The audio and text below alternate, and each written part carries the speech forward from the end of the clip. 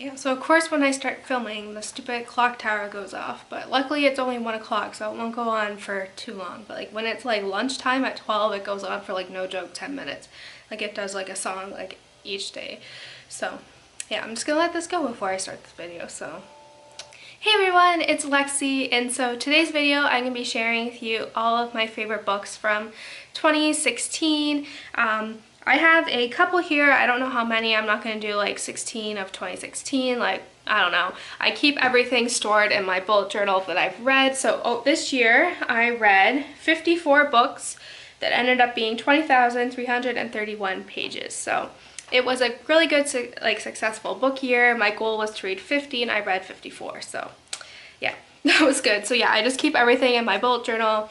Yeah, I'll just quickly show you this because I think it's good. So that I have each month and then the book I read, the pages, and then my review, and then if it has a heart, that means I like it. So that's what I'm going to be doing, just going through all the ones that have hearts next to them that ended up being my favorite. So yeah, without further ado, yeah, so if you are new to this channel, please subscribe. I would really appreciate it. It would make my day, and I upload every Monday, Wednesday, and Friday, so you'll get I'm a more diverse, I guess, than, I'm like a little different than typical booktube channels.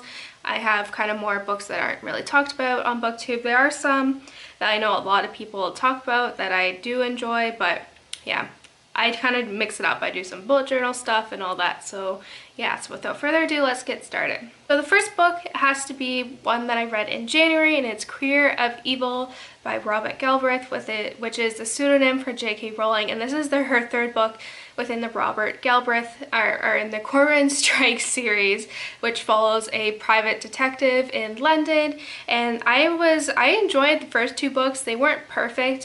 They're a little gruesome, I will say. So I was really surprised when I found out that the author of this series is J.K. Rowling, but nonetheless, I really liked them if you like murder mysteries, but this third one was very character driven.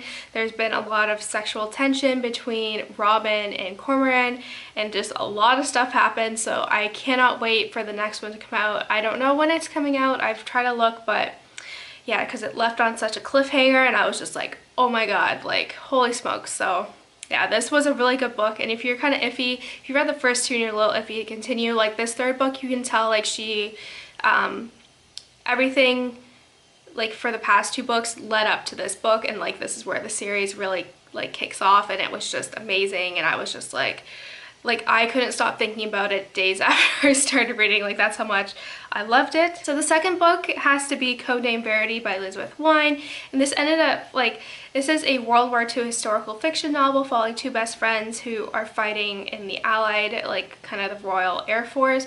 We follow Julie, who we end up the story starts where Julie has been captured by the Nazis in France, and they make her kind of recount everything that happened up to her capture. So it kind of follows her story with Maddie, who is a fighter, like who flies planes and all that. And this is just a really good story about friendship. It's written a little differently because it is like the first like 3/4 of the book is Julie's perspective, and it's just one of my favorite World War II historical fiction books, and I don't think it's talked about enough on BookTube, and I just loved it so much. I gave this one obviously a 5 out of 5 stars, really good. If you like The Nightingale, this one is really good too, so will be right up your alley, so yeah. And then also will have to be like this follow-up book, I guess you can say, to Codename Verity. It has one character in it who is in Codename Verity, but it's focused on someone else. So it follows a girl named Rose, who is a pilot in the, I think, American Air Force, and she ends up being captured and sent to Ravensbrück, which was the only all-women's work camp by the Nazis that did all these medical tests on women who were called rabbits, and just kind of her experience there. And it was really heartbreaking, but I think I really enjoyed it. It was really good. It was hard to read at times, but I really enjoyed it as well. So like the Codename Verity duology, highly recommend. So in March, I ended up reading Harvest by Tess Gerritsen, and this was my first like standalone Tess Gerritsen novel that I read aside from the Brazilian Isles series, which is one of my all-time favorite series. So this follows a girl who is in her residency, and one day she ends up getting invited to do a transplant for a heart for this young boy, but then at the last minute, this heart is the boy who's at the top of the list gets like knocked off by this woman, and even though she doesn't deserve it as much as this boy in terms of health, the higher doctor that she ends up getting it, she kind of takes the heart and gives it to the boy instead, and then this causes this whole fiasco, and then she kind of uncovers this black market for organs because no one knows where this heart came from. There's no like record of it. So she ends up getting in trouble, but then it kind of ties in with this like black market thing, and it was really good. I'm not doing a good job of describing it, but it's really good. If you like medical thrillers, it's really good. Tess Gerritsen is a physician, so a lot of the medical terminology that she does use is correct, and it was really good, and it was one of my favorite books this year. So next I have Stolen Songbird by Danielle Jenson, and this was a different kind of YA fantasy that was got a lot of hype earlier this year, and it basically follows a girl named Cecile who ends up getting kidnapped by trolls and kind of held captive there, who live in like this mountain and are kind of cursed to live under there. And it sounds really different, but these trolls are very conniving, they have a lot of powers and all this, so I really liked it. It was really different from what we typically see in YA fantasy, and so it was a nice kind of new refresher, I guess, into YA, and I really enjoyed it. I thought it was really good. This trilogy, I just flew through reading it, and it was really good, so this was like a good start to a series. If you're looking for a little different YA fantasy, then this might be a good option for you. And so next I have A Court of Mist and Fury by Sarah J. Maas, and this, like, I did not like A Court of Thorns and Roses at all. I found Farah the main character to be very weak and naive, and just she's in an abusive relationship, and it was just like ugh. But I still was intrigued enough to continue on reading, and I was not disappointed. This book completely was totally different than what we experienced in the first book. There's so much going on, there's a lot of character development, and things change, and I think, I don't know, I still have kind of some parts with how much it changed since the first book, but it was really good progress in terms of like the character and where the storyline was heading, because it was just had a lot of twists and turns, and I was really invested in the story and the characters. My only complaint was that I find the sex scenes to be a little awkward, so yeah.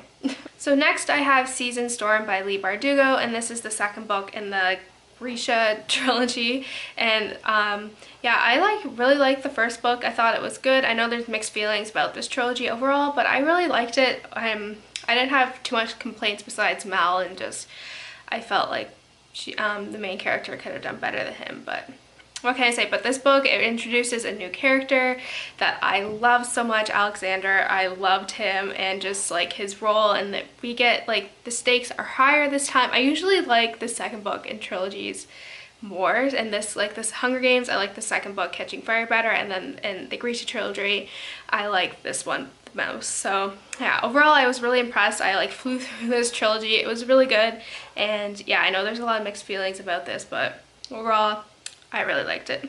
Next I have The Beauty of Darkness by Mary E. Pearson, and this is the last book in the Revenant Chronicles, and this is probably one of my all-time favorite trilogies. It was really good. I gave the whole series 5 out of 5 stars. Like, that's how much I loved it, so I was really kind of nervous how everything was going to end, being the last book and everything, and there's a war raging, and just how the second book ended, but it was really good. I have not very many complaints about this, and Leah is probably one of my all-time favorite characters, so yeah. Next I have another Tess Gerritsen book, and it is The Bone Garden, and this follows a dual storyline between a girl named Julia who ends up moving into this house in Boston that's very run down, that was built in the mid-1800s, and she's doing gardening work, and she discovers this body that is buried in her garden, and the detectives believe that it was been there since the late 1800s or the early 1800s, so she kind of is curious as to why there is this woman and her story, so she ends up uncovering this past in Boston in 1830s, and it follows a girl named Rose whose sister recently died after childbirth, and her past kind of crossed with this medical student who because they're the only ones who've witnessed these two brutal murders, and everyone's not really sure what's going on, and it was just really good. If you like mysteries that kind of have a historical element to it, it's really good. This was probably, like I said, I've really had good luck with Tess Gerritsen's novels. She's probably one of my favorite authors. Next I have Lilac Girls by, I can never remember this author's name, but it will be on the book here. But yeah, it follows 3 women during World War II and the different roles that they play. It follows a girl named Caroline, who is a New York socialite who kind of is really involved with kind of helping orphans during France and sending like care packages to them. It follows, and then 2 sisters who end up getting in Poland, who end up getting captured and sent to Ravensbrück, which, as I said, is the only women's like work camp, and they ended up become one of the rabbits who had all these medical tests. And then it also follows a girl named Herta, who was the only woman Nazi officer at Ravensbrück, and just kind of their stories and how they interweave. And what I liked about it is because I was reading the author note, and she said that Caroline and Herta were actually real women, and a lot of the stuff that she threw in there were actually true and all that. So I found that really interesting, and then she kind of weaved in the fictional story of the 2 sisters in there, and it was really good. I'm a sucker for World War II fiction, historical fiction, and especially those that kind of tell the female perspective. And yeah, this one, it's not as good as The Nightingale, but high up there on my list. Next I have The Lake House by Kate Morton, and this is a novel about a detective who kind of is going through a hard time, so she ends up visiting her grandfather in Cornwall, I think it's pronounced, and while she's there she kind of stumbled upon this abandoned house, and she's really curious about why this beautiful house has been abandoned for like decades. And she kind of finds out that during I think the 1930s, I want to say, the younger brother, the family was having a big party, and the younger brother, who was in his crib, disappeared and was never be found again. So she's very curious about finding learning more about this. So this kind of follows a dual storyline as well between the past and present, because it flashes back to the past and like everything leading up with this family until the brother's disappearance and kind of all that. So I really like this. If you kind of like these types of novels, then this was really good. Next I have Talking as Fast as I Can by Lauren Graham. I'm a big fan of Gilmore Girls, so I was really excited for this to come out, and this is basically her memoir of everything kind of leading up to how she got the role on Gilmore Girls, and then everything that kind of led up to the revival. So it kind of covers her whole career in a sense. I really like this. You can see like her wittiness in there, and I really liked it because it had a lot of pictures in it. She does reflect on each season and just like all that, and then she also kind of took like a diary of the revival and like shooting days, and there's a lot of behind the scene pictures, which I really liked. And yeah, I finished it in one sitting, like within a few hours, so it was really good. I also really loved The Fate of the Tearling, which was the last novel in the Queen of the Tearling trilogy by Erika Johansen, and I know there's a lot of polarized feelings about this book in terms of the ending, but I feel like this one was the best one yet. I know the ending was kind of bittersweet, so I think that's probably why a lot of people weren't happy with it, but I feel like it was the only happy ending that they could possibly get. It was a bit rushed, but I really like this. It follows a girl named Kelsey who has been sent away since her birth to this couple in the woods, and once she turns 18, she has to go back and reclaim her place on the throne of the Tearling. But what's interesting about this is that it takes place in the future, but it's a regress society. So they talk about things in present day like Harry Potter and like books and all that, and but they have no technology here in this world, and there's a lot of issues in terms of religion kind of taking over the government and all that, and slavery and just women's rights and all that. And I really like this. I really enjoyed this trilogy. This was a year of trilogies, I think. But yeah, I was really happy with the conclusion of it. And yeah, so if you're interested in a strong female character, this will be a good series to check out. It is more skewed toward older audiences, so just be aware. But yeah, it's a really good book, I think, in my opinion. So yeah. And then I think lastly, this will be Heartless by Marissa Meyer, and this is a retelling of like a prequel to Alice in Wonderland, but follows the story of Queen of Hearts and how she kind of came to Queen of Hearts. I was not really familiar with Alice in Wonderland, like that wasn't really a movie, like the Disney movie, that I never really watched growing up, so there's some like parts that I did not get because I wasn't familiar with some of the aspects of Alice in Wonderland, but I really liked it and just how we see her progression into like off with her head Queen of Hearts. So yeah. So that's it, guys. I hope you enjoyed this video. Let me know in the comments below what you think about some of these books and if you're interested, and yeah, what were some of your favorite books of 2016, because I think that will be interesting to know, because I'm always open for new suggestions. So yeah, don't forget to subscribe and give this video a thumbs up, and I will see you next time. Bye, guys.